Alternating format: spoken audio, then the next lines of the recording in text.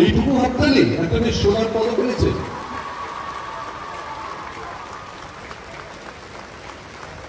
এবং এবার অবশ্যই আজকের অনুষ্ঠানে যিনি প্রধান অতিথি, সিএবি যার এই পদার্পণে নিজেদের গভীর সম্মানিত মনে করছে, honourable chief minister Shri Mamata বন্দ্যোপাধ্যায়কে, শ্রীমতী মমতা বন্দ্যোপাধ্যায়। মুখ্যমন্ত্রী অনুরোধ করছেন যে রিচা ঘোষের এবং বাবাকেও আসতে। সত্যি তো একজন কৃতি সন্তান তৈরি হন তার পরিবারের স্নেহচ্ছায়া। বাবা এবং মা দুজনেই আসছেন মাননীয় মুখ্যমন্ত্রীর অনুরোধে।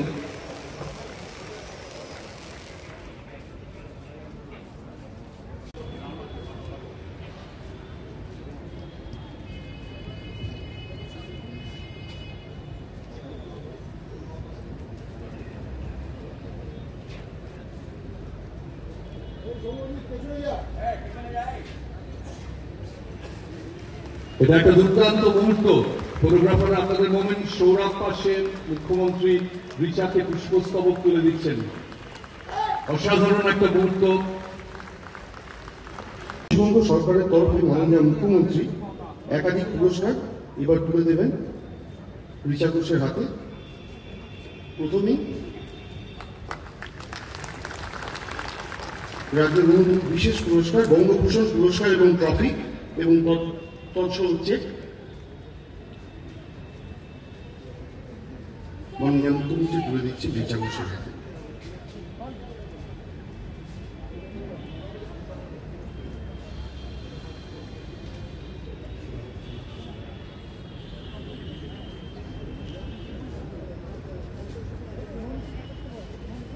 ক্রীড়া দপ্তরের তরফ থেকে এবং রাজ্য সরকারের তরফ থেকে একটি অতি সুন্দর সোনার চেন মাননীয় মুখ্যমন্ত্রী উনি রিচাকে।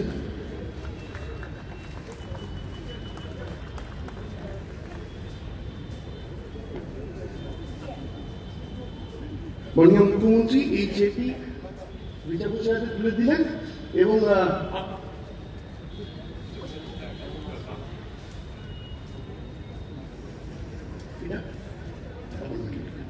এবং রাজ্য সরকারের তরফ থেকে রাজ্য পুলিশের ডেপুটি সুপারিনটেন্ডেন্ট অফ পুলিশ পদের অ্যাপয়েন্টমেন্ট লেটারও মাননীয় মুখ্যমন্ত্রী তুলে দিলেন রিচা ঘোষের হাতে। একটু দাঁড়িয়ে সবাই যদি একটু করতালি দেওয়ার দারুণ মুহূর্ত। বঙ্গভূষণ পেলেন, চাকরি এবং শোনাচ্ছেন রাজ্য সরকারের পক্ষ থেকে একগুচ্ছ উপহার মুখ্যমন্ত্রী রিচার জন্য। বঙ্গভূষণ সম্মানে সম্মানিত করলেন মাননীয় মুখ্যমন্ত্রী রিচা ঘোষকে।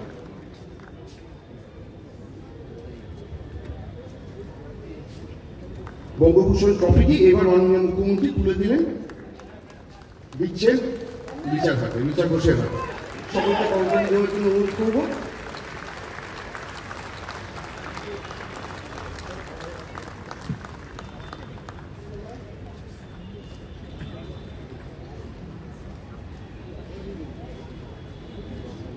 অর্থাৎ সিএবির এত উপহার এবং তারপরে রাজ্য সরকারের পক্ষ থেকে স্বয়ং মুখ্যমন্ত্রী তুলে দিলেন একগুচ্ছ উপহার এবং সম্মাননা রিচার হাতে।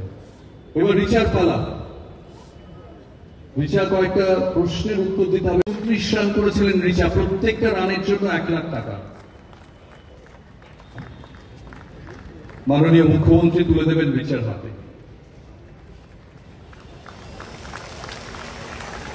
34 লাখ টাকা রিচা ঘোষকে ফাইনালে 34 রানের জন্য।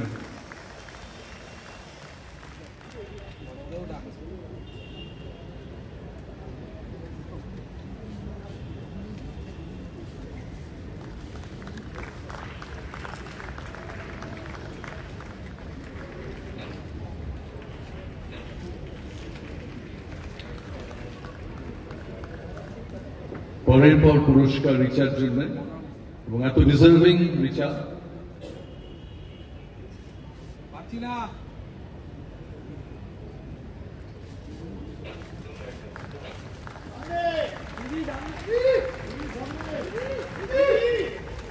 মঞ্চে সবাইকে একটু একসঙ্গে দাঁড়াবেন, তাহলে একটা গ্রুপ ছবি হতে পারে রিচাকে ঘিরে।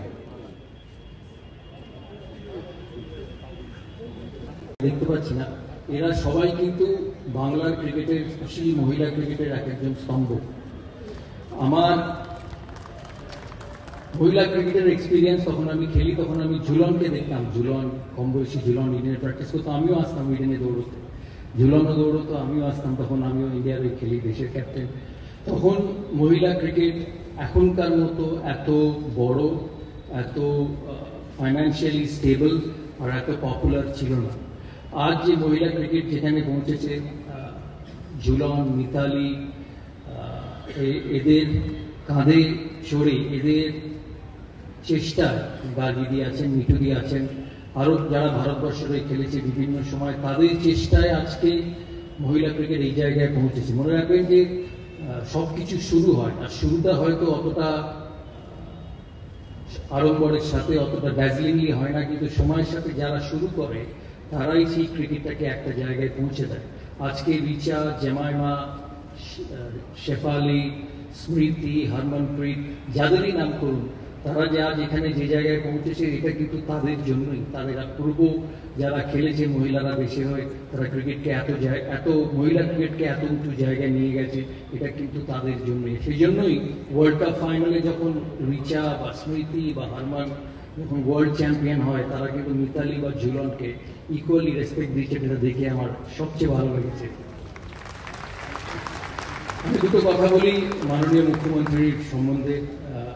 ওনার সঙ্গে আমার খুব গোল্ডার প্রেশার, তখনই তুমি খুব ভালো খেলেছো। এর জন্য কিভাবে তুমি নিজেকে তৈরি করো? এর জন্য আমি সবসময়, যখনই আমি নেটসে ব্যাটিং করি বা ওপেন নেটস করি, ওখানে আমি সবসময় আমার টার্গেট সেট করি কি এই টাইমে কত রান লাগবে, কত বল। আই থিঙ্ক ওটা আমাকে অনেক হেল্প করে। আই থিঙ্ক ওই প্র্যাকটিস সেশনটা ম্যাচ আমাকে হেল্প করে। তুমি এই যে বড় বড় ছয় মারো, তোমাকে এটা কি সত্যি যে ড্রেসিং রুমে তোমার কেউ কেউ মাহি বলে ডাকে, ছোট মাহি? অবভিয়াসলি ওখানে অনেকে আছে যারা বলে, ওকে আমার ফ্রেন্ডসরা যারা আছে সবাই বলে, বাট সবাই ভালোবাসে আমার ছয়গুলো মারতে, তো আমার আরো ভালো লাগে, আরো জোরে মারে। তুমি ইউটিউবে সৌরভের পুরনো ছক্কা দেখেছো? হ্যাঁ দেখেছিলাম, যেটা তুমি বললে সেটাও।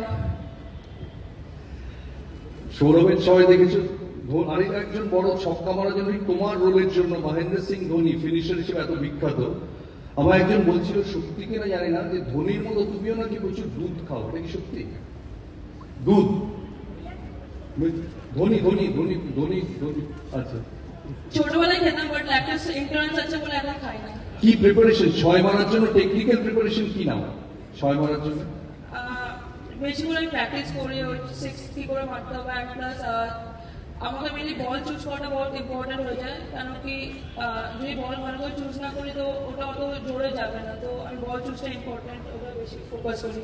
তোমাদের এই যে ফাইনাল ম্যাচটা খেললে, সারা ভারতবর্ষ তোমাদের দিকে তাকিয়েছিল।